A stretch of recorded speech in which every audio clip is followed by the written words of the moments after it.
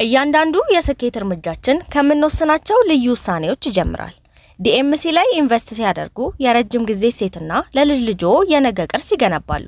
በኮሪደር ልማት አሸብርቃ የመሃል ከተማ መዳረሻ በሆነችው ለቡ መብራት ኃይል በቪላ ቤት ስታንዳርድ እየገነባን ባለው ዘመናዊ ምቹና ሰላማዊ የመኖሪያ መንደር ውስጥ ቀድመው ለሚመጡ 20 ደንበኞች የ30% ቅናሽ ማድረጋችንን ስንገልጽ በደስታ ነው።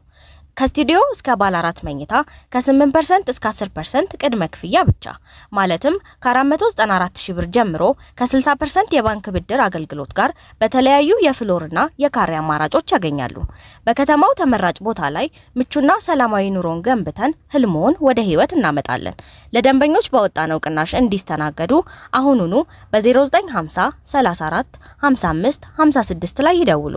ዲኤምሲ ሪል ስቴት፣ ደስታው እዚህ ይጀምራል። ይህ አዋዜ ልዩ ሰበር ነው። ዓለም አሁን እንግዲህ ብዙ አድማጮቻችን በአሁን ሰዓት ለማወቅ የሚፈልጉት በእስራኤል ኢራን ጦርነት ውስጥ የራሽያ ሚና ነውና ስለሱ ልትነግረን ትችላለህ ወይ? ያ ትክክለኛ ጥያቄ ነው። አድማጮቻችንም ይሄን እንደሚፈልጉ ነው የማውቃለሁ። ምክንያቱም ብዙ ምክንያቶች አሉ። ለምን የሚባል አሁን በግልጽ እንደሚታየው ከዩክሬን ጦርነት ጋር በተያያዘ በአጋርነት የምናያቸው ኃይሎች በዋነኛነት ቻይናና ራሽያ ሆነው በኋላ ላይ ደግሞ ሰሜን ኮሪያና እንደውም ከሰሜን ኮሪያ ቀደም ሲል ከኢራንና ሰሜን ኮሪያን እያጠቃለለ የሆነ ግንባር እንዳለ እንገነዘባለን። ስለዚህ ይህን መነሻ በማድረግ ብዙ ሰዎች አሁን የሚካሄደውን ጦርነት በእስራኤልና በኢራን መካከል ያለውን ጦርነት እንዴት ታየዋለች ራሽያ? በምን መልኩስ ኢራንን በተመለከተ ምን ሚና ትጫወታለች? የሚሉ ጥያቄዎች አሉ እና ይህን በተመለከተ መጠነኛ ነገር ለማንበብ ሞክሬያለሁ። እስካሁን ባለው ሁኔታ ራሽያ እየተጫወተች ያለው ሚና ወይም ልትጫወት የምትፈልገው ሚና በሁለቱን ሀገሮች ጦርነት ለማስቆም የሚችል ስምምነት ለመድረስ የአደራዳሪነት ሚና ነው የምትፈልገው።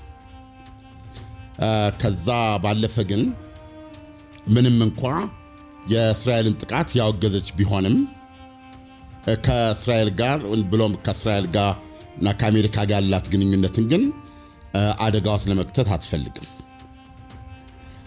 ከዚህ ጋር በተያያዘ እስካሁን ለኢራን በተጨባጭ ያደረገችው ድጋፍ ተብሎ የሚጠቀስ ነገር ካለ ይሄ ጦርነት እንዲቆም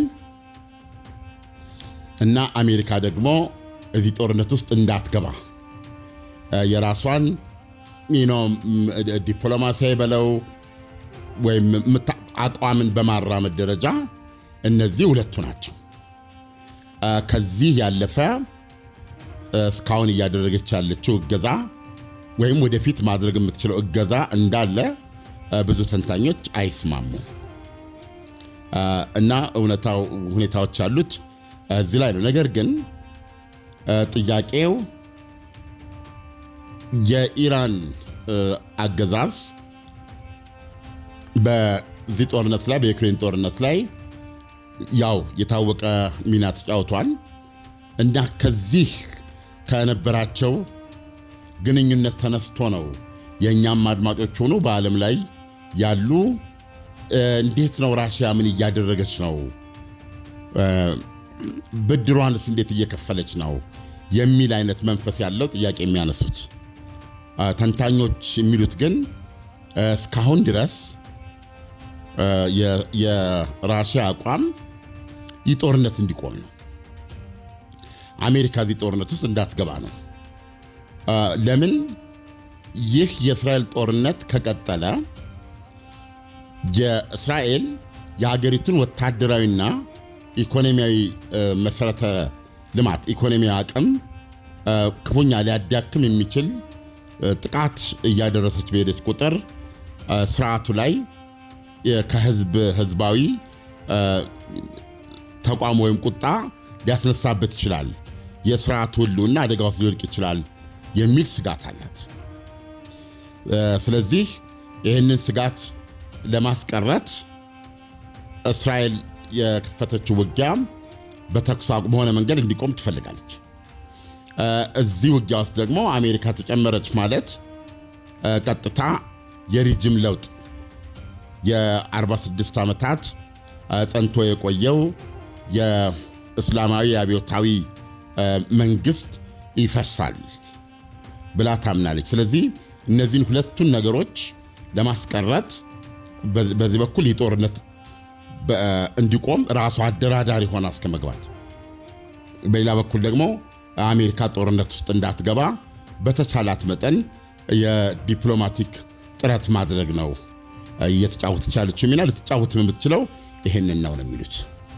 ግን እኮ ዓለም አሁን ኢራን እና ራሽያ በጥር ወር ላይ ባለፈው ጃንዋሪ በፈረንጆች ማለት ነው የሁለቱ ሀገራት ፕሬዝደንቶች የወታደራዊ የስለላ መረጃ ትብብር ስትራቴጂክ ስምምነት ተፈራርመዋል። ስለዚህ ዓለም ይህ ስምምነት ከተፈራረሙ ደግሞ ራሽያ ከኢራን ጎን እንድትቆም የሚያስገድድ አይደለም ወይ? ጥያቄው አሪፍ ነው ዳኒ። የብዙ ሰው እምነትም ይሄ ነው። ነገር ግን ሁለቱ ሀገሮች አጠቃላይ ስትራቴጂካዊ ሽርክና በወታደራዊና የስለላ መረጃ መለዋወጥ ላይ የተመሰረተ አጠቃላይ ስትራቴጂክ ውል ስምምነት ሲያደርጉ አንድ ነገር ሆን ብለው ዘለዋል ይላል። ይሄ ተንታኞች የሚሉት ነው። ለምሳሌ ይሄን የሚሉት ኒኪታ ስማጊን ይባላሉ። በራሽያ ኢራን ግንኙነት ላይ ጥናት የሚያደርጉ ነፃ ኤክስፐርት ናቸው ይላሉ። እሳቸው ይህንን ስምምነት አይተውታል፣ ያውቁታል። እዚህ ስምምነታቸው ውስጥ ይላሉ በኔቸር ኢራንና ራሽያ ያላቸው ግንኙነት ሁሌም ውስብስብ ነው ይላሉ። በነገራችን ላይ ይጎራበታሉ። ስለዚህ ባላቸው ውስብስብ ግንኙነት የተነሳ ሁለቱም ለምሳሌ በአንዱ በጦርነት ጊዜ አንዱ ለሌላው ገብቶ መዋጋት ምንለውን ይሄ የሙቹዋል ዲፌንስ የሚለውን ሐረግ ሁለቱም በዚህ ስምምነት ውስጥ እንዳይካተት ተስማምቷል ይላል። አየ አጠቃላይ የሆነ ስትራቴጂክ ወታደራዊና የስለላ መረጃ ልውውጥ ላይ የተመሰረተ ስትራቴጂክ ግንኙነት ሲስማሙ፣ ነገር ግን አንዱ ሀገር በተወረረ ጊዜ ሌላኛው ለዛኛው ይዋጋል ወይም ይህንን ለመቀልበስ አብሮ ተሰልፋል የሚለውን ሁለቱም ናቸው እንዳይኖር የፈለጉት ይላል። ስለዚህ ይሄም ምንድነው ብዙ ነገር ማየትና ማስተዋል ሊኖርብን ነው ማለት ነው። የኢራን ራሽያን ታሪክ ልንመለከት ነው ማለት ነው። ሶቪየት ህብረትም ተባለ ከዛ በፊትም ምንድነው ታሪካቸው የሚለውን ማየት ሊኖርብን ነው ማለት ነው።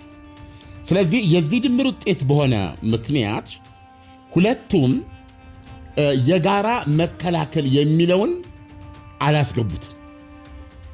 ስለዚህ ምን ማለት ነው? አሁን እስራኤልና ኢራን አሁን የለየለት ፍልሚያ ነው እያደረጉ ያሉት አይደል እንዴ? የህልውና ነው።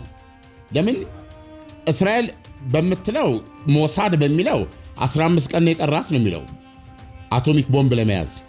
ስለዚህ አቶሚክ ቦምብ ስትይዝ ቆሚያ ላይም አቶሚክ ቦምብ ያዘች ማለት አሁን የመደበኛ የጦር ጣፎችን በመጠቀም በሚሳኤል እየደበደበች ነው ያለችው። ነገ ያንን የኒውክሌር አረር ገጥማ ተኮሰች ማለት እስራኤል የለችም ማለት ነው። ስለዚህ ያለሞት ባይ ተጋዳይነት እርምጃ ነው በሚል ነው አሁን እስራኤል ይህንን ዘመቻ የጀመረችው። ይሄን በተመለከተ እንግዲህ ይሄ የእስራኤልን ሳይድ ነው እየነገርኩ ያለሁት። የአሜሪካ የስለላ ድርጅት ደግሞ ይሄን አያምንም። እንደዚህ በማናቸውም ሰዓት ኒውክሌር ልትይዝ የምትችልበት ደረጃ ነች ብሎ አያምንም። ለምሳሌ ሲያዩ ግን እስራኤል ግን ለራሷ መነሻ የምታደርገው ይህንን ነው። በሌላ በኩል እስራኤል እያካሄደች ያለችው ጦርነት አሁን ዛሬ ለምሳሌ በይፋ የአገሪቱ መከላከያ ሚኒስትር ለአየር ኃይላቸው ትእዛዝ ሰጥተዋል። ኤቭሪ ኢኮኖሚያዊና ወታደራዊ ተቋሞችን በስፋት በማውደም አሁን ያለው መንግስት የአያቶላ ካሚኒ መንግስት እንዲናጋ በዛች ሀገር ዲስታቢላይዜሽን እንዲፈጠር እንድታደርጉ የሚል ትእዛዝ የሰጠችው። ከዚህ በፊት ማንኛውም መንግስታዊ ምልክት ያላቸው ነገሮች በሙሉ አውድሙ የሚል ማለት ነው። ስለዚህ አሁን ይህ ምን ማለት ነው? የአያቶላ ካሚኒ ራሳቸው አያቶላ ካሚኒ በህይወት መቀጠል የለባቸውም፣ መሞት አለባቸው የሚል መግለጫ ሰጥቷል። መከላከያውን ጠቅላይ ሚኒስትሩም አይደለም የቤርሼባ ሆስፒታል ከጎበኙ በኋላ ሶሮቃን። ስለዚህ አሁን እስራኤል እያካሄደች ያለችው ውጊያ የኒውክሌር እና ሌሎች ወታደራዊ ተቋሞችን፣ ኢኮኖሚያዊ ተቋሞችን መምታት በቀጥታ ስርዓተ መንግስቱን የማዳከምና ለአደጋ የማጋለጥ ፖቴንሻል አለው ከቀጠለ። ስለዚህ ይህንን ለማቆም በዋነኛነት ራሽያ ኢራንንም ሰላማዊ ተልኳን እንድትቀጥል የሚያስችል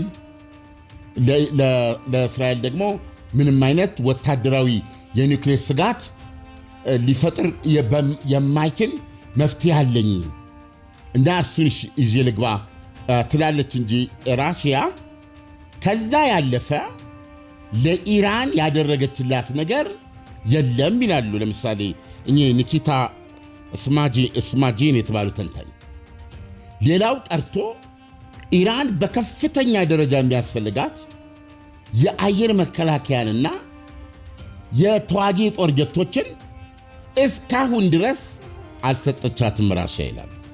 እንግዲህ የአየር መከላከያ በጣም ዘመናዊ ከሚባሉ በአሁኑ ወቅት ካሉት የአየር መከላከያዎች ውስጥ የአሜሪካ ፓትሪዮት የራሽያ ደግሞ ኤስ400 እና ኤስ500 አለ። ኤስ500 ብዙ የተመረተ አይመስለኝም።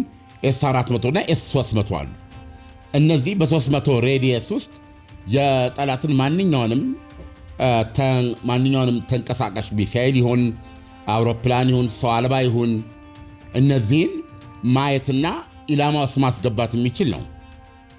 እነዚህ አየር መከላከያዎች ለኢራን ያስፈልጓታል። ለምሳሌ አሁን እየተደበደቡ ያሉት ኢስፋሃን ተደብድበዋል፣ ናታንዝ ተደብድበዋል። አሁን ምንድነው ፎርዶ ያልተደበደበው ለጊዜው ያልተደበደበው እሱን ለማውደም የሚያስችል አቅም ያለው ቦምብ ያላት አሜሪካ ስለሆነች የሚሉ በአንድ በኩል፣ በሌላ በኩል ደግሞ ይሄን ማጥቃት እስራኤል ላጥቃ የምትል ከሆነ በቦምብ መምታት ብቻ ሳይሆን ኮማንዶቿን አውርዳ የተለያዩ ልትወስድ የሚገባቸው እርምጃዎች አሉ የሚል ነገር ስላለ ነው። ስለዚህ እስራኤል ወይም ደግሞ ዶናልድ ትራምፕ ባለፈው አብረው የኢራንን ሰማይ በእጃችን ተቆጣጥረነዋል የሚለው መግለጫቸው የሚያሳይህ ኢራን የአየር መከላከያ ስርዓት ትፈልጋለች ማለት ነው። እና ከዚህ አንጻር የራሽያ ኤስ300 እና ኤስ400 የአየር መቃወሚያዎችን በእጅጉ ትፈልጋለች። እንዲሁም ደግሞ አየር ኃይሏ እንደምትመለከተው እየተዋጋች ያለችው ኢራን በቦሊስቲክ ሚሳይሏ ነው አይደለም። ከዛ ውጪ አየር ኃይሏ ከሞላ ጎደል የለም። ያሉት የጦር ጀቶች በሻው ዘመነ መንግስት አሜሪካ ለኢራን የሸጠቻቸው ኤፍ ቶማሃውክ በጣም ኋላ እየቀሩ ኢማጂን ከ46 ዓመት በፊት የነበሩ የጦር ጀቶች ነው ያሏት በብዛት። እነዚህ ደግሞ መለዋወጫ ጥገና ሜንቴናንስ ስለሌላቸው የቆመው ቆሟል፣ ያሉትም አሮጌ ናቸው። ስለዚህ የራሽያ ሚግ 29 እንዳ ደግሞ 35 በጣም ሌተስት ነው። እንደነዚህ አይነት የጦር ጀቶች በእጅጉ ያስፈልጓታል ኢራን። ዛሬ እነዚህ ቢኖሩ አሁን እስራኤል በነፃ የምትቆጣጠረውን ሰማይ ላይ ብዙ ውጊያ ሊጠብቃቸው ይችላል። ስለዚህ እነዚህን እንኳን አልሰጠቻቸውም ራሽያ። እና ተንታኙ ምንድን ነው የሚሉት? አንዱ ምክንያት ከዩክሬን ጋር ባላት ጦርነት ሊሆን ይችላል። ምክንያቱም ይህ ጦርነት 3 ዓመት ቆይቷል። መቼም የበላው ያወደመው የጦር ቁሳቁስ በሁለቱም በኩል ስደምረው ታዝናለህ። የአንድ ሀጉር የአንድና የሁለት ዓመት የኢኮኖሚ በጀት ሊሆን የሚችል ገንዘብ ነው። ስለዚህ በዚህ መሃል ምናልባት ራሽያ ያንን ለማድረግ የማትችልበት ሁኔታ ሊሆን ስለሚችል የተወሰነ አስተዋጽኦ ሊኖረው ይችላል። ነገር ግን እንደ ፖሊሲ አሁን በሚታየው ደረጃ አልሰጠቻትም ነው የሚሉት። ስለዚህ አሁን በዛ ወታደራዊ ስምምነታቸው ላይ በጋራ የጋራ መከላከያ ስምምነት ስለሌላቸው ራሽያ አይደለም ከኢራን ጎን ሆና መዋጋት ይቅርና የጦር መሳሪያ ድጋፍ የማድረግ እንኳን ግዴታ የለባትም ይላሉ። እና አሁን አብረው ሊነሳ የሚገባው ጥያቄ በዚህ በዩክሬን ጦርነት ውስጥ ኢራን የተጫወተችው ሚና በተለይ ራሽያን ከማገዝ አኳያ ምንድን ነው የሚል ጥያቄ ቢነሳ እንደምታውቀው ይሄ አሁን በስፋት የምትጠቀምበትን ሻሂድ የሚባለውን አጥፍቶ ጠፊ ሰው አልባ በገፍ አቅርባለች ኢራን፣ በጣም በረከሰ ዋጋ ማለት ነው። ከዛ ባለፈ ደግሞ በራሷ ራሽያ እንዲደረግልኝ ባለች ፍላጎቷ ላይ ተመስርቶ የኢራኖች ዲዛይን የሆነ ይኸው ሻሂድ ማለት ነው ራሷ ራሽያ ውስጥ በገፍ እንዲመረት ሳይንቲስቶቿን ልካ ዩክሬን ማነች ኢራን ይሄን ማስደረግ ትችላለች። ከዚህ በኋላ ራሽያ በገፍ የምታመርተው ስለሆነ አሁን ኢራን ላይ ዲፔንድ ማድረግ አያስፈልጋትም። ራሽያ ኦልሬዲ ምርቱን ለኡራል ተራሮች መካከል በተቋቋመ ፋብሪካ ራሷ እያመረተችው ነው ይላል። ግን በዚህ በጦርነት ውስጥ ኢራን የተጫወተችው ሚና እዚህ ድረስ ነው ለራሽያ ማለት ነው። ይሄን ሰፊና ትልቅ ነው እንደሚታየው። ስለዚህ ይሄ ነው ለምን ለሚለው ጥያቄ ራሽያ ለዩክሬን ጦርነት ነው ቅድሚያ የሰጠችው። በጣም ቀዝቃዛ ሪያሊቲ ይሉታል። እና ለዚህ ጦርነት ባላት ግንባር ቀደም ትኩረት የተነሳ ዶናልድ ትራምፕን ማጣት አትፈልግም። እና እሱም ማጣት ስለማትፈልግ ከእስራኤል ጋር ብሎም ከራሽያ ጋር ግንኙነቷን ሁለቱን ወደ ጠላትነት መቀየር አትፈልግም። ስለዚህ አሁን በዚህ መካከል ለኢራን ልትጫወት የምትችለው ሚና በዚህ እንዲገደብ ሆኗል ማለት ነው። ከዚህ ያለፈ ለኢራን ማድረግ የምትችለው ነገር የለም። ግን ምን ጥያቄ ተነሳላቸው መሰለ የክሬምሊን ቃል አቀባይ ዲሚትሪ ፔስኮቭ ግልጽ ጥያቄ ነው የቀረበላቸው። አሁን እዚህ ጦርነት ውስጥ አሜሪካ ቀጥታ ብትገባስ የሚል ጥያቄ ሲሰጣቸው ዋው ይሄ በጣም ሌላ የተለየ ነገር በጣም ስር ነቀል ያልተጠበቀ ነገር ይፈጥራል አሉ ሲሉ ጋዜጠኛውን ብሎ ጠየቃቸው። ምን ያ ማለት ራሽያ ዩክሬን ማነው ኢራንን ደግፋ እርምጃ ትወስዳለች ማለት ነው ወይ አላቸው። አይ አይደለም አሉ። ግን የኢራን ሕዝብ ይነሳል ማለት ነው የሚል አስተያየት ሰጡ። በዚህ ጦርነት ውስጥ አሜሪካ ብትገባ የኢራን ሕዝብ መሪዎቹን ደግፎ ይነሳል፣ ጋልቫናይዝድ ይሆናል ነው ያሉት እንጂ ራሽያ አሜሪካ ስለገባች በዛ በኩል ደግሞ ዩክሬንን ለመታደግ እዚህ ጦርነት ውስጥ እጇን አታስገባም እንደማለት ነው። እና ይሄን አሁን እንግዲህ ስታየው ራሽያ ኢራን ላይ የምታራምደው ነገር ይሄ ነው። ስለዚህ ምን እያደረገች ነው ራሽያ?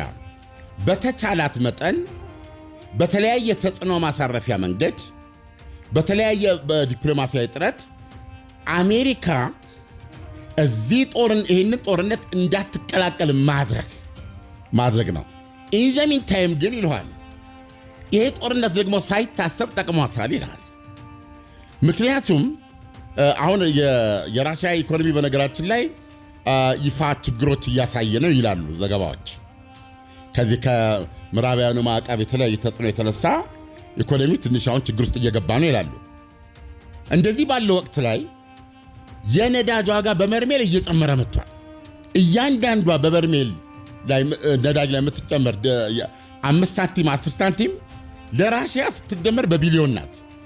አየህ አሁን ጦርነቱን ለማስቀጠል ለታመመ ኢኮኖሚዋ ነፍስ አድን ሚና የሚጫወተው የነዳጅ ምርቷ አሁን በአንጻራዊነት በየቀኑ ሳንቲሞች እያስገባ ነው ማለት ነው።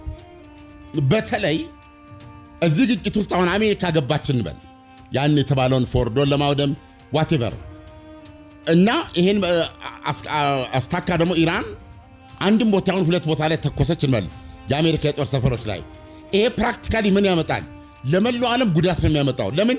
የነዳጅ ዋጋ ጣራ ቀዶ ነው የሚወጣው። ምክንያቱም የሆርሙዝ ሰርጥ የሚባል አለ። የኢራን ባህር ነው ልትለው ትችላለህ። በጣም ጠባብ መተላለፊያ ነው። በፈንጂ ልትዘጋው ትችላለች፣ በእንትንም ልትዘጋው ትችላለች። የ20% የዓለም የነዳጅ እንትን የሚተላለፍበት ነው። ይሄ ከሆነ የስፔኩሌሽን አለ ገና በተግባር ሳይሆን የነዳጅ ዋጋ ጣራ ቀዶ ነው የሚወጣው። ያ ማለት ጠቅላላ የዓለም ኢኮኖሚ ላይ እርግማን የሚሆነው አይደለም። ይሄ ደግሞ ለራሽያ ፈለገችውም አልፈለገችውም a blessing in disguise ነው የሚሆነው። ገብቶሃል? ለዓለም የመጣ መርገምት ለራሽያ ታላቅ ህብስት ወይም በረከት ነው የሚሆነው። ነገርኩ።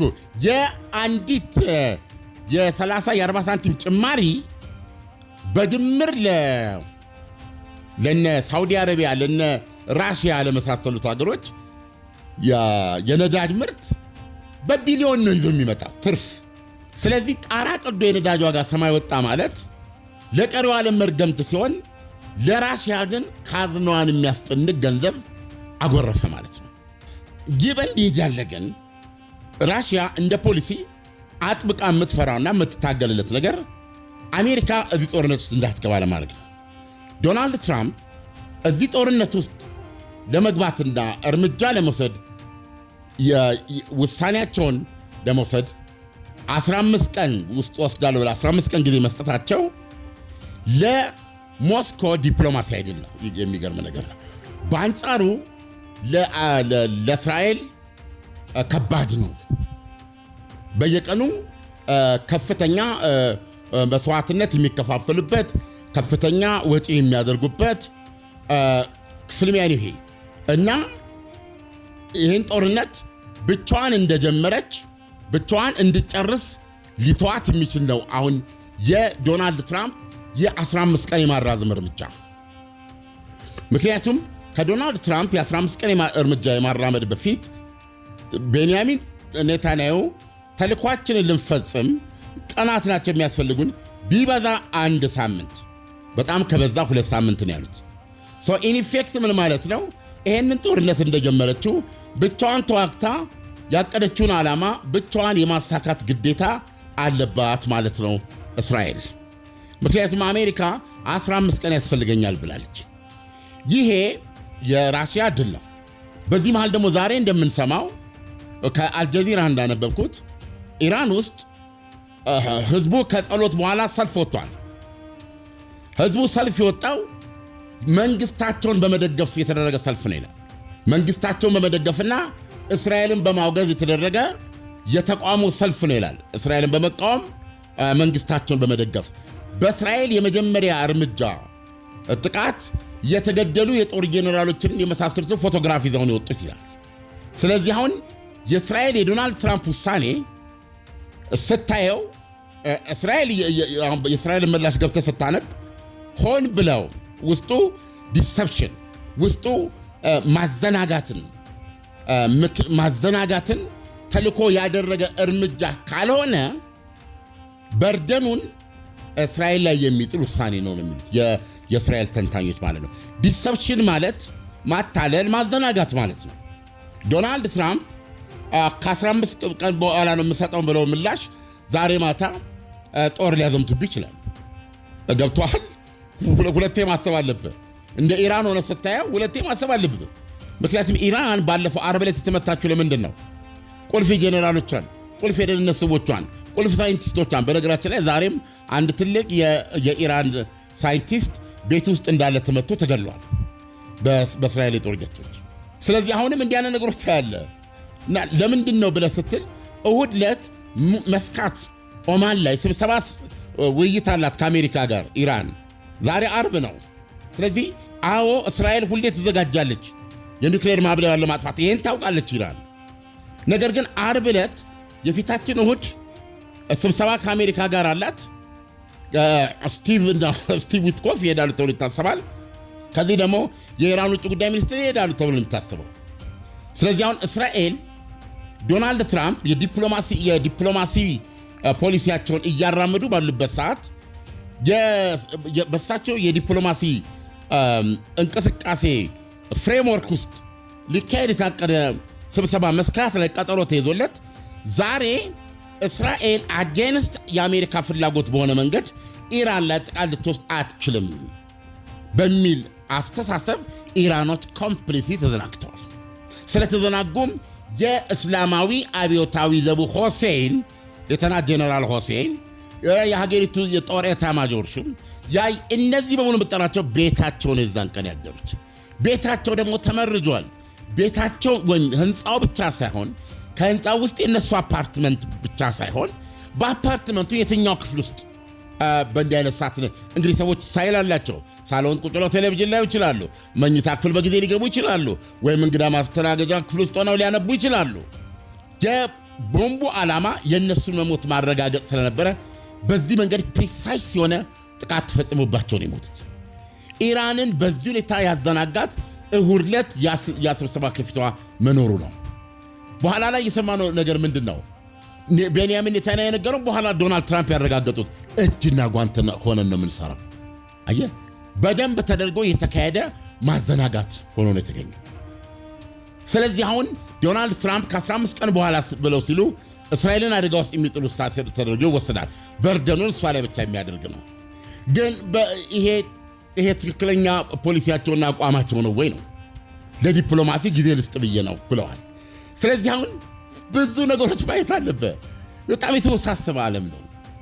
ይሁንና በጠቅሉ ግን ስትመለከተው ራሽያ እስማኤል አድርጋለች። አሜሪካ ይህንን ለ15 ቀን ግጭት ስለመግባት ማለት ጊዜ ወስዳለሁ፣ ለዲፕሎማሲ ድል እሰጣለሁ የሚለው እርምጃዋ የራሽያም ድል ነው። ለመደምደም ዳንኤል ትልቅ ፍርሃት ግን አላት ራሽያ። ሁኔታዎች ከፍተው የእስራኤልም ጦርነት ቀጥሎ ምናልባትም አሜሪካ ተቀላቅላ የ46 ዓመት የቆየው እስላማዊ አብዮታዊ አገዛዝ ከወደቀ ስትራቴጂካዊም በስምም ደረጃ የራሽያ ኪሳራ ከባድ ነው የሚሆነው። ከዚህ በፊት የ10 ዓመት የተፋለመችለት የሶሪያ አገዛዝ የአሳድ አገዛዝ ወድቋል። ይህን አገዛዝ ከመጣል አኳያ ቱርክ ያደረገችውን ራሽያ በክህደትነት መዝገባ ይዛለች። ዲፕሎማሲ ሲነጋገሩ ሲተቃቀፉና ሲጎራረሱ ሊያሳይ ይችላል። ቱርክ የአሳድ አገዛዝ እንዲወድቅ የተጫወተችውን ሚና ራሽያን ሶሪያን ያሳጣት። እዚያ ያሉትን ሁለት የአየር ኃይል ጦር ሰፈርና የባህር ኃይል ጦር ሰፈር ከግዛቷ ውጪ በውጭ ሀገር ያላት ብቸኛ እንትን ነው። እሱን ካለማጣት አኳያ ብቻ ሳይሆን ባጭሩ ነው ብነግርህ አሁን ባለው የሶሪያ ሪያሊቲ ውስጥ የራሽያ ሚና ተጽዕኖ እዚህ ግባ የሚባል አይደለም። ይሄ አንደኛ እሷን ያሳጣት ስትራቴጂካዊ ኃይሏን ዌስት ምንድነው ኃይሏን የምታሳይበት ወደ አፍሪካና በዚህ በቀይ ባህር አካባቢ ላይ ሜዲትራኒያን ተጽዕኖዋን የምታሳርፍበት ቦታ ነበረ። ያንን ያጣችው በዘና ደረጃ ደግሞ ራሽያን ያመነ ጉሜ ዘገነ የሚያስብል ነው። ለምን በሽር አልአሳድ በቱርክ በሚደገፉ ኃይሎች ሲቀጠቀጡ እና የህልውና አደጋው ሲወድቁ ራሽያ ማድረግ የቻለችው ነገር አልነበረ። አሁን እንደገና የኢራን አገዛዝ የሚወድቅ ከሆነና አሁንም ዝም ብሎ የማየት አሁን ባለችበት ሁኔታ ከሆነ ስትራቴጂክም ነው አንደኛ። ከዛ በበለጠ ደግሞ ራሽያን ያመነ ጉሜ ዘገነ የሚለው ነገር የበለጠ ስር የሚሰድበት ስለሚሆን ራሽያን ግን በዚህ መልኩ ሊጎዳት እንደሚችል ተንታኞች ያምናሉ። የኢራን አገዛዝ ቢወድቅ ዓለም በጣም ድንቅ በሆነ መልኩ ነው ጥያቄዎቹን ያብራራቸው። በጣም አመሰግናለሁ። መልካም ጊዜ ይሁንልህ። በዚህ አጋጣሚ ዳኒ ያው አድማጮችን በተቻለ መጠን እኛ ለአድማጮች መረጃ ለመስጠት ነው የምንሰራው። ብዙዎቹ በእያንዳንዱ መረጃ ውስጥ የሚሰጡትን ነገሮች እያደረጉ ወደኛ የሚያዞሩት ነገር አለ። እኛ አሉ ተባለ በማለት መረጃ ለማካፈል ነው የምንሞክረው።